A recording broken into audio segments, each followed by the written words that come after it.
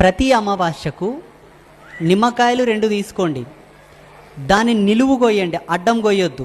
నిలువు కోసి 2గా విభజన చేసి ఒకదానికి పసుపు రాయండి, ఒకదానికి కుంకుమ రాయండి. గుమ్మానికి అటు 2 ఇటు 2 పెట్టండి. వాటి మీద కర్పూర బిళ్ళలు పెట్టి వెలిగించండి గుమ్మానికి. దీనివల్ల ఏమైతే తెలుసా, మీ ఇంట్లో యాలపాల తెలియక, సమయాలు తెలియక, ముహూర్తం అముహూర్తము లేక మీరు గనక సతీపతి సాంగత్యము నొంది ఇంటి కళను తగ్గించిన ఆ కళ మళ్ళీ రీడెవలప్మెంట్ అవుతుంది. దీనివలన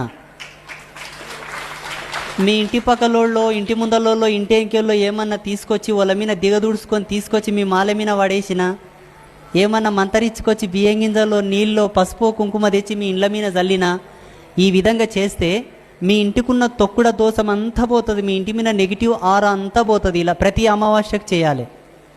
ఇక గుమ్మడికాయ కొట్టడం, పసుపు రాసి బొట్లు పెట్టడం, పాలు పొంగించడం అన్నది ప్రతి పున్నమ అమాసకు తప్పకుండా చేయాలి. ప్రతి పున్నమ అమాసకు చేయండి.